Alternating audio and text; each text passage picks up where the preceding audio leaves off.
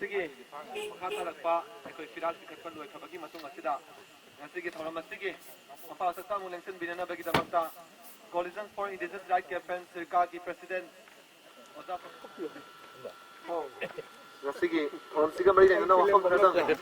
binana bagi damakta sirka ki vice president yamba oda ratanda ai microphone sinasari dono kapo आदगी backdrop से हमें तो आना है तो लोग भी रो अब का मखूम ये है लेकिन लोग भी रो तो मत तो चिंख भी मखा तो चिंख भी रो कन याई फरबा नमित उम्बुद्रागा मरी सुबा मणिपुर निंगतम नमित असिदा कईपुर अमजी कईबी सिजरबा पासा अदुगा चिलिनाव मरु मपांग पुनमका लोइनना पांथोकलिबा उम्बुद्रागा मई रक्सुबा मणिपुर निंगतम नुमित की थौरम नुमित असिदा फंबाक थक्ता लेंसिन बिरिबी खुदिंग मखु काई खुमनबा उच्चबा अहानबद थमजरी लोइनना ngasiगी थौरम असिदा यावबा लाक्पिरिबा महैरोय खुनाय अदुगा सिविल सोसाइटी अदुगा तोंगान सिंफम कयादा लेबीबा मणिपुर की तोंगान मफमदगी लाक्पिरिबी मरु मपांग सिंग इसेलिनाव पुनमकुसु सही क्रिस्त की कुम लिसिंग अमगा समापन निफु तरेत की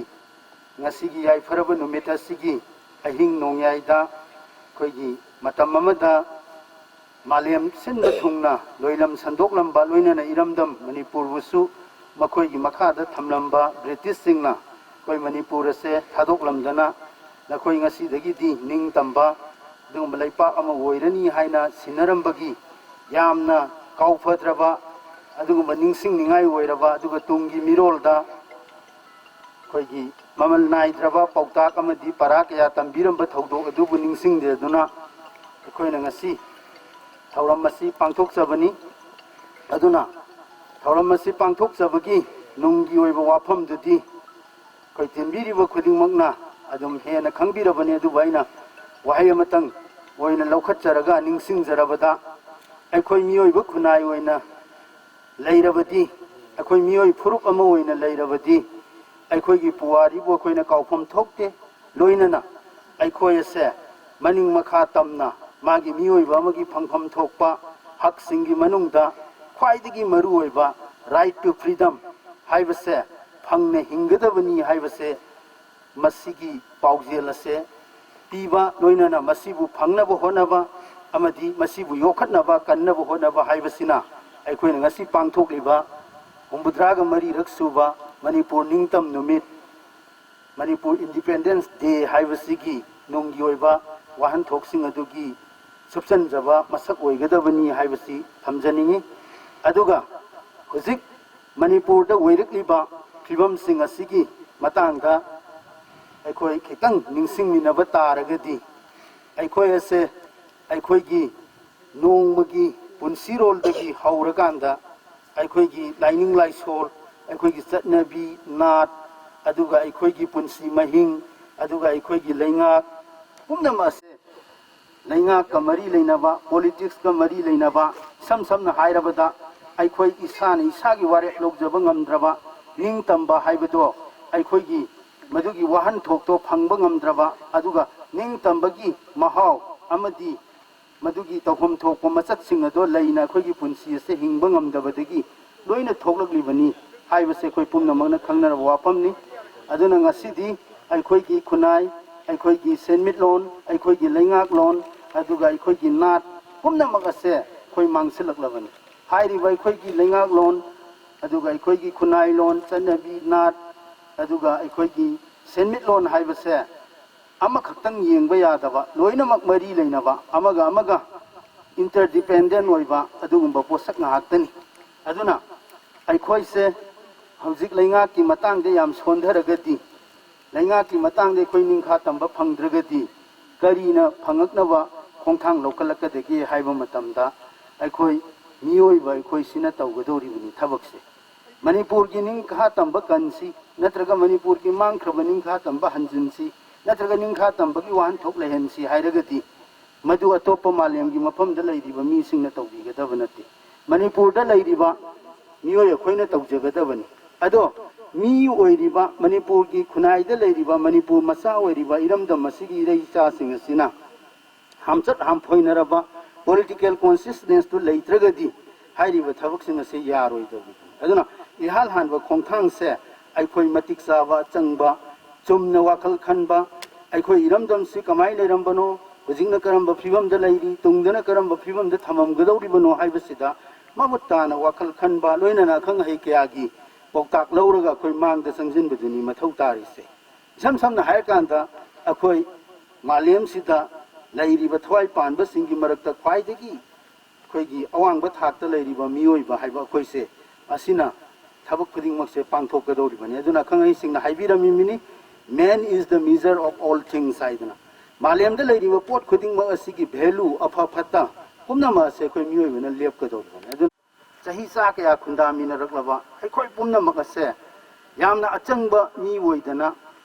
वाखल लौसिंगी पुकै वांगदना अचंगबा मी ओइरकांदा अखोइगी लैंगाक लोंदा सोइरिबा खुनाई लोंदा सोइरिबा सेनमिट लोंदा सोइरिबा नाट लाइनिंगदा सोइरिबा पुमनमा से चुमथोरागा अखोइगी मसक थोकपा अदुगुंबा मणिपुर खुनाई अमा थमंबा ngamgदौरिबनी मसिगी यामना मचंग ओइबा पोसक अमनी हाइना सिरकाना लौखतजरकांदा प्री मर्जर पॉलिटिकल स्टेटस हाइबा मणिपुर की पॉलिटिकल की ओइबा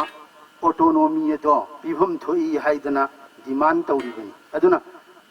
सिरका मणिपुर न पुथोकसरिबा प्री मर्जर पॉलिटिकल स्टेटस हाइबसे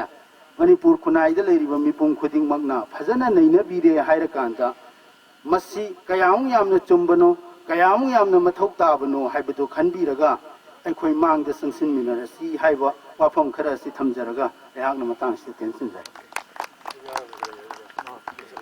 थागतरे अदुगा मखा तारकपसिदि अखोइगी सरकारगी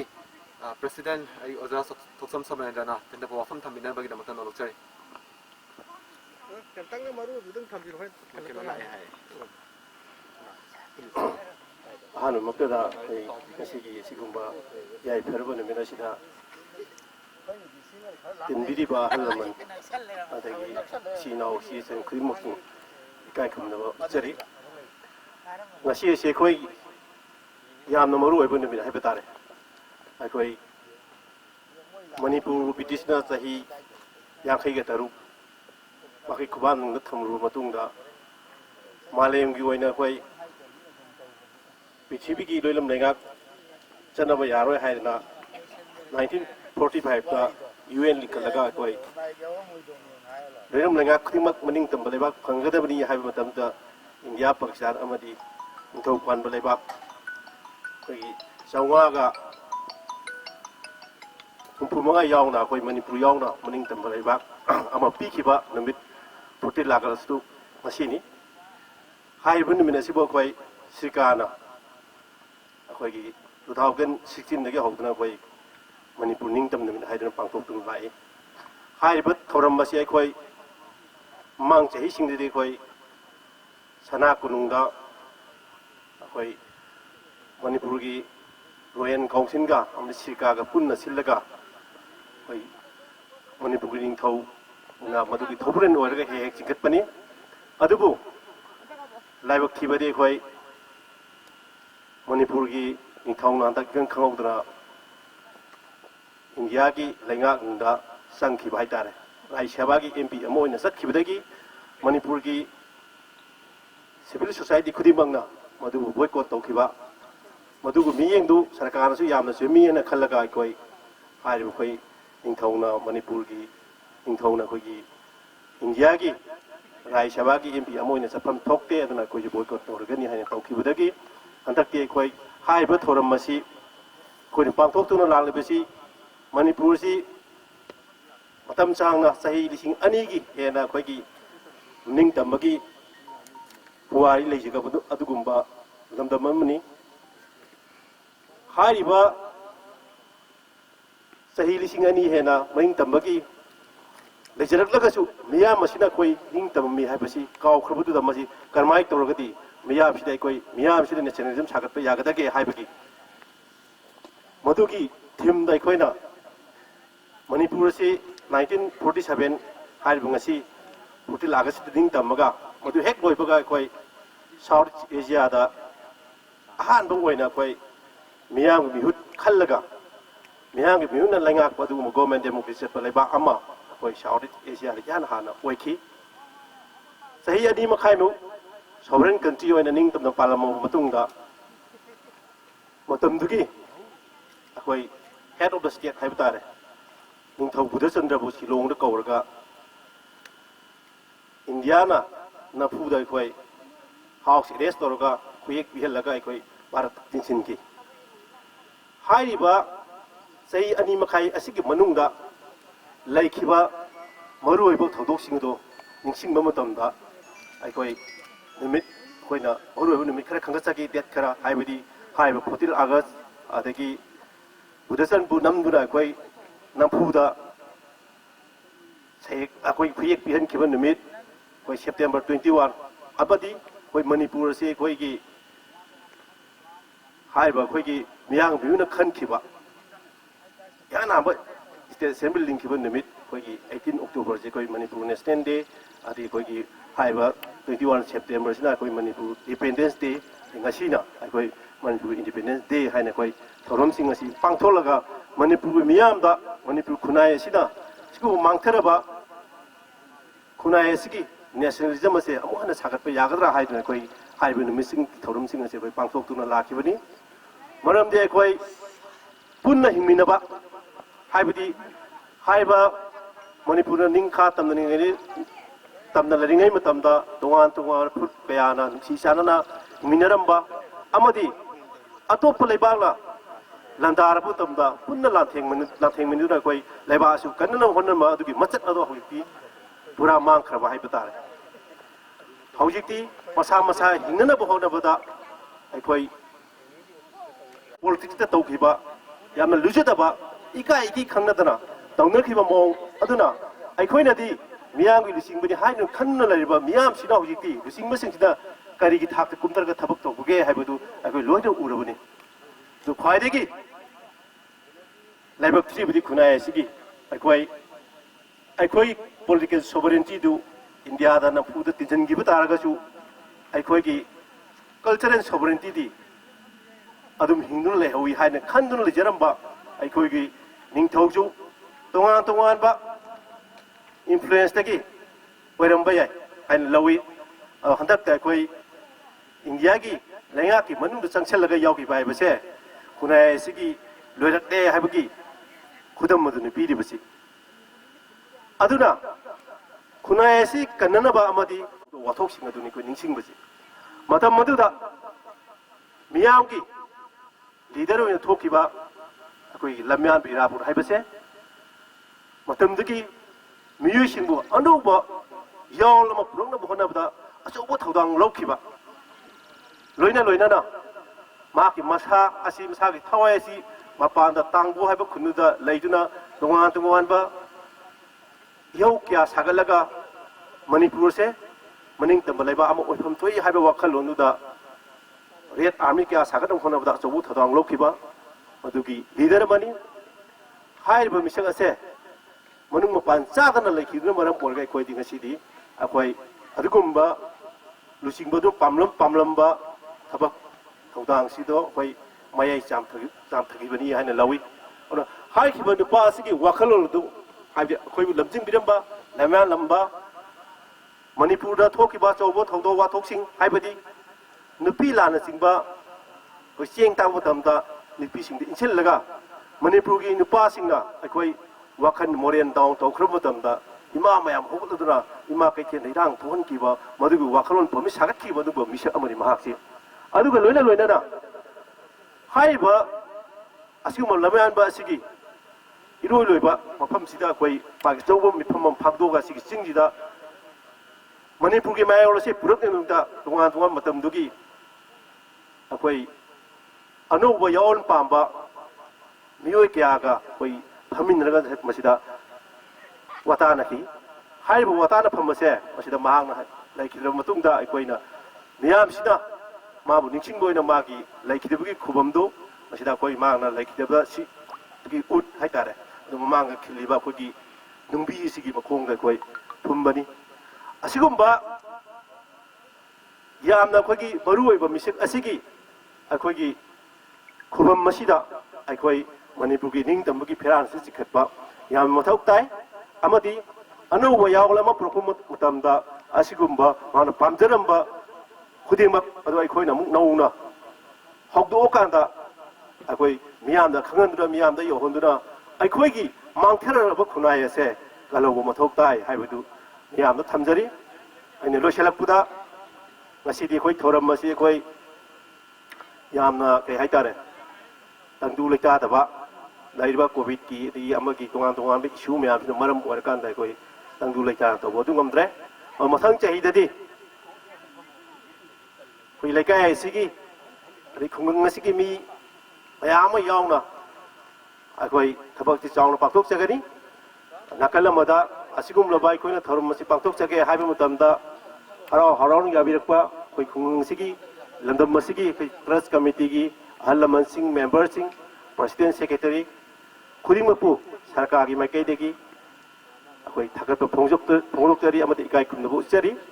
ꯃꯇꯨꯡ ꯇꯥꯕ ꯃꯇꯝꯗ ꯑꯩꯈꯣꯏꯅ ꯍꯥꯏꯖꯕꯗ ꯑꯃꯗꯤ ꯃꯤꯌꯥꯝꯒꯤꯗꯃꯛꯇ ꯑꯩꯈꯣꯏꯅ ꯇꯧꯅꯕ ꯍꯣꯠꯅꯕ ꯃꯇꯝꯗ ꯁꯔꯨꯛ ꯌꯥꯕꯤꯌꯨ ꯍꯥꯏꯕ ꯋꯥꯐꯝ ꯈꯔꯁꯤ ꯊꯝꯖꯔꯒ ꯇꯦꯛꯁꯤꯟꯖꯔꯤ ꯄꯨꯝꯅꯃꯛꯄꯨ ꯈꯨꯔꯨꯝꯖꯔꯤ ꯃꯐꯝ ꯑꯁꯤꯒꯤ ꯏꯔꯥꯕꯣꯠ ꯃꯦꯃꯣꯔꯤꯌꯦꯜ ꯇ꯭ꯔꯁꯠꯀꯤ ꯚꯥꯏꯁ ꯄ꯭ꯔꯁꯤꯗꯦꯟ ꯑꯣꯏꯕꯤꯔꯤꯕ ꯑꯩꯒꯤ ꯑꯣꯖꯥ ꯑꯕꯨꯖꯝ ꯁꯤꯗꯥꯝꯅ ꯉꯁꯤꯒꯤ ꯊꯧꯔꯝꯁꯤꯒ ꯃꯔꯤ ꯂꯩꯅꯅ ꯇꯦꯟꯇꯛꯄ ꯋꯥꯐꯝ ꯊꯝꯕꯤꯅꯕꯒꯤꯗꯃꯛꯇ ꯑꯣꯖꯥꯕꯨ ꯅꯣꯛꯆꯔꯤ ꯃꯐꯝ ꯑꯣꯏꯔꯒ ꯑꯩꯈꯣꯏꯒꯤ ꯅꯤꯡꯇꯝꯈꯤꯕꯒꯤ ꯅꯨꯃꯤꯠ ꯑꯗꯨꯕꯨ ꯅꯤꯡꯁꯤꯡꯕꯒꯤ ꯊꯧꯔꯝ ꯑꯁꯤꯒꯤ ꯃꯌꯥꯏ ꯇꯪꯕꯗ ꯂꯦꯡꯁꯤꯟꯕꯤꯔꯤꯕ ꯌꯥꯝꯅ ꯃꯔꯨ ꯑꯣꯏꯔꯕ ꯃꯤꯑꯣꯏꯁꯤꯡ ꯑꯩꯅ ꯑꯍꯥꯟꯕꯗ ꯏꯀꯥꯏ ꯈꯨꯝꯅꯕ ꯎꯠꯆꯔꯤ ꯑꯗꯨꯒ ꯃꯊꯪꯗ ꯑꯁꯤꯒꯨꯝꯕ ꯄ꯭ꯔꯣꯒ꯭ꯔꯥꯝ ꯑꯁꯤꯒꯤ ꯇꯉꯥꯏ ꯐꯗꯕꯅꯤ ꯈꯟꯕꯤꯗꯨꯅ ꯕꯥꯇꯣꯟ ꯐꯪꯕꯤꯕ ꯑꯃꯁꯨꯡ ꯐꯪꯕꯤꯗꯕꯁꯤꯡ ꯂꯦꯡꯕꯤꯔꯛꯇꯨꯅ ꯊꯧꯔꯝ ꯑꯁꯤ ꯌꯥꯎꯕꯤꯕ ꯄꯨꯝꯅꯃꯛꯁꯨ ꯏꯀꯥꯏ ꯈꯨꯝꯅꯕ ꯎꯠꯆꯔꯤ ꯌꯥꯝ ꯁꯦꯡꯅ ꯍꯥꯏꯔꯒꯗꯤ ꯑꯩꯈꯣꯏꯒꯤ ꯃꯐꯝꯁꯤꯗ ꯑꯁꯤꯒꯨꯝꯕ ꯐꯪꯁꯟ ꯑꯁꯤ ꯑꯁꯤꯒꯨꯝꯕ ꯄ꯭ꯔꯣꯒ꯭ꯔꯥꯝ ꯑꯁꯤ ꯄꯥꯡꯊꯣꯛꯅꯕꯒꯤ ꯃꯇꯥꯡꯁꯤꯗ ꯑꯩꯈꯣꯏ ꯈꯨꯟꯁꯤꯒꯤ ꯑꯣꯏꯕ ꯍꯧꯖꯤꯛꯀꯤ ꯃꯐꯝꯁꯤꯒꯤ ꯏꯝꯄꯣꯔꯇꯦꯟꯁꯤ ꯍꯟꯊꯈꯤꯒꯅꯤ ꯑꯗꯨꯅ ꯇꯉꯥꯏ ꯐꯗꯅ ꯄꯥꯡꯊꯣꯛꯁꯤ ꯍꯥꯏꯔꯀꯥꯟꯗ ꯃꯤꯇꯤꯡ ꯍꯟꯖꯟ ꯍꯟꯖꯟ ꯇꯧꯔ ꯃꯇꯨꯡꯗ ꯑꯩꯈꯣꯏꯒꯤ ꯏꯕꯨꯡꯉꯣ ꯑꯉꯝꯕꯅ ꯌꯥꯝꯅ ꯏꯅꯤꯁꯤꯌꯦꯠ ꯇꯧꯅ ꯍꯣꯠꯅꯖꯕꯅꯤ ꯑꯁꯤꯒꯨꯝꯕꯗꯩ ꯍꯣꯠꯅꯔ ꯃꯇꯨꯡꯁꯤꯗ ꯑꯩꯈꯣꯏ ꯄ꯭ꯔꯣꯒ꯭ꯔꯥꯝ ꯑꯁꯤ ꯄꯥꯡꯊꯣꯛꯄꯅꯤ ꯍꯥꯏꯇꯥꯔꯦ ꯁꯦꯡꯅ ꯑꯩꯅ ꯀꯩꯁꯨ ꯁꯤꯒꯤ ꯃꯐꯝꯁꯤꯗ ꯑꯩꯈꯣꯏꯒꯤ ꯌꯥꯝꯅ ꯃꯔꯨꯑꯣꯏꯕ ꯃꯤꯑꯣꯏ ꯑꯅꯤꯅ ꯐꯖꯅ ꯋꯥ ꯍꯥꯏꯕꯤꯈ꯭ꯔꯦ ꯑꯩ ꯑꯩꯈꯣꯏꯒꯤ ꯃꯐꯝꯁꯤꯒꯤ ꯃꯇꯥꯡꯗ खितंग हाईलाइट तौबा हाइजे तारे याम सेंगना हाइति अखोइगी कइनोसी इम्फालगी 0 माइलगी 16 17 गा मरकते लेबा मफमनी अखोइगी इसकी इराबोट की युंबी मफमसी मसी कइदोइ युंगलिनो हाइबसिया अखोइगी सैददी इराबोट की मेटरदा इराबोट की निंग तमनबगी मागे रेड गार्ड की ट्रेनिंग सेंटर स्टैब्लिश तौनबा इहान हाना मागे red guard training centre establish तौबसी सिगी मनुंग से चंगलगा लेबा लोक सिदानी अखोई युमथोंग पुनमक की हन पुनमक मागे रेड गार्ड की पार्टी और हित मनुंग दे यावरगा मपानदा लेरगा लोइना मेंबर ओइबगुम बनि हाइताय मफम सिने करिगे हेना मरु ओइबा हाइकांदा मसैदा अखोइना हुजिक लेइबसिकी अवांग थंगबा हाइताय एदा लेहा सॉरी करी उशोय अचौबा हौरम हुजिक सिमा सातोंगी उशोय सिगी मथिक पाखन कांदा मतंबुगी साइदिना लाकदा उदबा मफम हाइतारे अदुना मासी से सुम लेबा अदुगा कराई कायदगी नंबोंदगी खाबीदगी अदुदगी अदादगी यावना मोरोइना मागी कंसल्टेशन मफम सी मसीगी चिंग असिनी चिंग जे अखोइना थुगाई हिबदगी चिंग मानदे वानी पुरा अचौबा चिंग अमनी मसी कईगा लेरम चिंग अमनी कईगी मरकसेदा माना लेरेगा मिजिंगे कौरगा वरी साबनी यामना मरोइबा आइना पंजनिगी वाफम मदी माना रेड गार्ड की ट्रेनिंग सी सीदे तौबा याद्रे सीदे तौबदगी सियाइना हंगना आसन ममांगदा लेरिबा चिंग असेदा मु होंगी असि होंगरबसु ट्रेनिंग सिंग पीबा याद्रे तंगाई फदन मासी बर्मादा चत्तबा याद्रे बर्मादा चत्तगी अरोइबा वारेप लौबसी मनाचिंग मफम सेदा लौगिबनी अदना माना चत्खिबम खोंफम दुदगी मा आदा अना येक लेबदगी लेसिद्रे अदु माना सीदगी मणिपुर पुंबगी ओइना अंडरग्राउंड तानमगी प्रोसेस अमा याम कन्फर्म तौरगा चत्खिबसी हुजिकी मफम सीदगिनी अदना सिगुंबा मरुओइबा मफम असि फ्रॉम डिफरेंट एंगल दगी लागा सुमाइना तौबसी यामना मरुओइ अदना अखोइगी खुंगम लेकाई लेरिबा अखोइ केंद्र सिदसु ꯑꯩꯈꯣꯏꯅ ꯑꯁꯨꯛꯀꯤ ꯃꯇꯤꯛ ꯃꯔꯨꯑꯣꯏꯅ ꯈꯟꯕꯅꯤꯅ ꯑꯩꯈꯣꯏꯒꯤ ꯅꯨꯃꯤꯠ ꯑꯃ ꯂꯩ ꯑꯣꯕꯖꯥꯔꯕꯦꯁꯟ ꯇꯧꯖꯕ ꯑꯃ ꯃꯐꯝꯁꯤꯒꯤ ꯇꯉꯥꯏ ꯐꯗꯅ ꯑꯗꯨ ꯃꯔꯛꯇ ꯁꯨꯃꯥꯏꯅ ꯏꯟꯗꯤꯄꯦꯟꯗꯦꯟ ꯗꯦꯒꯨꯝꯕ ꯑꯗꯒꯤ ꯍꯦꯟꯅ ꯂꯧꯃꯤꯒꯤ ꯅꯨꯃꯤꯠꯀꯨꯝꯕ ꯁ꯭ꯇꯦꯠ ꯂꯦꯚꯦꯜꯗ ꯀꯟꯇꯦꯛ ꯇꯧꯕꯤꯔꯛꯇꯅ ꯅꯤꯡꯁꯤꯡꯕꯤꯔꯛꯇꯅ ꯇꯧꯔꯛꯄꯁꯤ ꯌꯥꯝꯅ ꯃꯔꯨꯑꯣꯏꯕ ꯃꯐꯝ ꯑꯃꯅꯤ ꯑꯁꯤꯒꯨꯝꯕ ꯃꯐꯝ ꯑꯁꯤꯗꯒꯤ ꯁꯤꯔꯤ ꯃꯤꯌꯥꯝꯒꯤ ꯂꯨꯆꯤꯡꯄꯨꯔꯦꯜ ꯏꯔꯥꯕꯣꯠꯅ ꯃꯥꯒꯤ ꯔꯦꯗ ꯒꯥꯔꯗꯀꯤ इहान हानबा रेड गाड़ी कैप्टन खुराई दगी कुल्ला मागा लोइनना चखिबसी मफम सिदेगिनी अदुना मा मफम सिदे चखिबदेगिदी तोंगानबा आदा बर्मादा लेरंबा चैनबा तनैनबा मयाम दो मागे लिचिंग मखादा santaina पोरक्तना याम कन्न होनगी अदुगा सेंगना अखोगी वारोइसन अमा रिवोल्यूशन की वारोइसन अमा मागी स्टेप अमा लौबसिगिना तोंगानबा मनी मादे आदा चलगा हुजिकी वफम सिंसी रिवोल्यूशन की स्टेप अमा चंगना अखोई निंगतमना लैननबा होनदबा यारोयबसी मागी एजेक्ट मागी डायरीदा इरगा थनबा पोट अमनी मागी खुई मागी रिजोल्यूशन सिंसे अखोई साइदा अहल लमन सिंसे लोइना लैरी हाइताई असिना मरम ओरकांदा असिगुंबा फंक्शन असी मतुंगदा हेना मपुंग फाबा अखोईगी लेबा असी पृथ्वीदा मसक ताकनबा निंगतमबा हंगनबा होनबदा अचौबा दायित्व लौमिनरसी हारगा इराबोम मेमोरियल ट्रस्ट की साइडगी साइड तेमिनरगे थैंक यू वेरी मच ꯕꯒꯤꯗꯃꯛꯇ ꯏꯆꯦ ꯅꯣꯡꯃꯥꯏ ꯑꯩꯈꯣꯏꯒꯤ ꯏꯀꯜꯒꯤ ꯁꯦꯀ꯭ꯔꯦꯇꯔꯤ ꯆꯤꯜꯋꯥꯡ इरमदम कांगलेपाकी ख्वाइदगी मरु ओइबा मफमसिंगी मनुंगदा अमा ओइरिबा ngasiगी कैबीगी मनासिंगबु हुंबुद्रागा मरी सुबा इरमदम कांगलेपाक मणिपुरगी निंगतम नुमितका मरी लेनना चिंखलिबा फिराल असिबु मतम चाना माइपाकना चिंखतपा ngamnanaba honabada सरकारगी लुलोय खुदिंगमकना अमदि प्रेसिडेंट अमदि सेक्रेटरी यामना कन्ना होनाबिदना तौरकपसिगिदमकता अहानबदा मफमसिदा तवहनबा याहनबिबगिदमकता मफमसिगी पुबिरिबा थौ पुबिरिबसिंगबुसु अहांना अहानबदा थागतपा पोंदोकचरी लोइनना नौलपसु चरी आई थोदोंना हेना यामना सांगना ngangjaroi maramdi हौजिकसे नुसानागा साबने ओइरिबा फिवमसिदा आइना अमममतंग सुम पंजरबदा अखोइगे सोमरेंदो अखोइगे उपा अदुगा अखोइगे ओजा रतन अदगे अखोइ ओजा सिदाम अदगे चे बिमोला अदुगा अखोइगे ओजागी मिंगदो हिता काओ ओजा जिलांगंबा पुनमक पोय हांगना अमममता नत्रगा सु अपुनबो ओइना हनना थागत जबगा लोइना ngasiगी थौरमसिबो लोय फावबा वाना नुसा मरसिदा फंबीदना थौरमसिबु यावबिरिबा मदि अखोइगे खुनाइसिबु अफबा मांजिन पुबीबगी मांजिन थाबीबगीदमकता पुनम पुनो चपक लोइनना थागतपा फोंदोकचरी लोइनना सरकारगी लुलोय खुदिंगमक ngasi mafam asida tangai phadana अखोइगी थौरम असि तौदबा यादे हाइदना पांथोकदबा यादे हाइदना पांथोकनबा लेंबिरकलिबा पुनमक अदुगा अखोइगी वजा माइबा ngasiगी थौरम सिबु अखोइ सिंबि लांबिरिबा अदुगा अखोइगी सोनबिरिबा सोनपुंगसिदा फिरान सिबु चिंखतपदा अचौबा थौदांग लौबिरिबा वजाबुसु हन्ना थागतपा फोंदोकचरी लोइना पुनमकपु माइबसिना ताबा फमदा लैरिबा पुनमकपु अहांना सरकारगी माइकैदगी पुनमकपु हन्ना नौलपजबगा लोइना थागतजबदु फोंदोकचरी मतांग असिदा एक थागरवाई पिजबगी तंजादु लोइछनजगे पुनमकपु नमुकचरी पाइरिबा असिगुंबा फिराल असे मसि चमचंबा फिराल नते अदुगुंबा मणिपुरना निंखा चिंखतुना निंगतम नुमित पांथोखिबा नुमित अदुदगी पाजरगा ngasi असे हुमरा मरीरक सुबा नुमितने कुमजादी हुमरा हुमदोइरक चही कुमोन मपुंग फारकपा अदुगा निंगतम नुमित पांथोकपना हुमरा मरीरक सुबा अदुगुंबा नुमित अमा खंगने मरम अदुना हाइरिबा फिराल असे ngasi lamdam siga apunbagi saktam butak liba lamdam siga ningtam butak liba amadi lamdam sigi tongan ba distinct maya punai kai kumna but poina manipur gi ningtam mana manipur gi ningtam mana manipur gi ningtam mana manipur na pre major political status manipur na pre major political status manipur na pre major political status manipur gi ning